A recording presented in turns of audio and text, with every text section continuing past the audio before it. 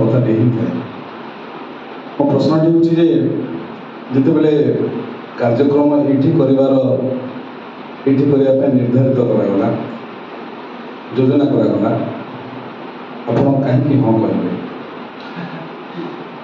बोधे हाँ कहना मुझे प्रस्ताव देती दादा प्रस्ताव देली आम एक्चुअली प्लानिंग करूँ रामेश्वर पाखे माने पूरा ओपन वातावरण में गच पाखे बसिक करा बोली किंतु जेहेतु आज श्रावण शेष रविवार काउड़िया मानकर भिड़ रईक फाइक बाजिपारे आमको से ये मिलना द्वितीय कथाटी हूँ घंटे पर घंटे वर्षा होता आज अवश्य ना तेणु चिंता करूँ घर भितर जदि हो पार्टी जेहेतु कम लोग थे 10-12 जन तेणु करा गोटे प्रथम प्रयास करा प्लानिंग कर गोटे स्टेज करार अच्छी तेजा स्टेज करार अच्छी आग को हम धीरे धीरे यही 5 जणिया प्रोग्राम क्षीर भाई मत जन मोर सहकर्मी कहते कविता लिखा बहुत सहज गप लिखा बहुत कष्ट आपको कौटा सहज लगे नहीं कविता लिखा भारी कष्ट कविता लिखा सहज होता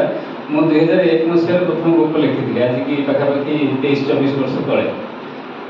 हार्डली 5-6टा कविता लिखिपार कविता लिखा मत लगे बहुत मानते जोटा एक्चुअली कविता मत मुझे लगे यहाँ ही कविता से कविता लिखा भारी कष्ट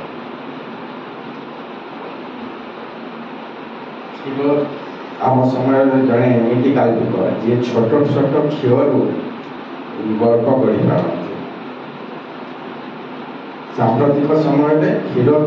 गल्प जगतर गोटे ना करा ना तेरे क्षीर को मोटे प्रश्न गल्प लिखला मनटा खाली हल्का हुए ना गोटे सामाजिक कार्य कला भली अनुभव हुए गल्प एक्चुअली सामाजिक चेतना कि क्या बदल देवा समाज परिवर्तन आने से उद्देश्य नहीं मो जीवन में गप लिखी ना मत गोटे कहानी कहवाई भल लगे मुझे गोटे जानी समस्त बुले बुले कहीपर एणु लिखिक रखीदी जहाँ पढ़ार अच्छे पढ़े यही उद्देश्य नहीं केवल गप लिख आ गपर भी कौन वार्ता कौन दर्शन किसी मतलब पूरा साधारण कहानीटे ही थाए पढ़तु जदि भल लगे मनोरंजन हम कि गोटे 10 मिनिट पढ़ले एति लक्ष्य करे जदि 10 मिनिट हाँ 10 मिनिट जन मो गप पढ़ाई समय दूचे से 10 मिनिट तार व्यर्थ न जाऊ एति मुझे खाली गप लिखला देखे ना आउ अलग उद्देश्य किसी नहीं बालेश्वर सोनपुर सोनपुर बालेश्वर पुणी बालेश्वर सोनपुर क्षीरोद विश्वास केमी समय पाती बालेश्वर देखिले साहित्य सभा क्षीरोद विश्वास सोनपुर साहित्य सभा देखिले कि क्षीरोद विश्वास एमती से समय को मैनेज करती सौभाग्य हो कि दुर्भाग्य हो सरकार चाकरी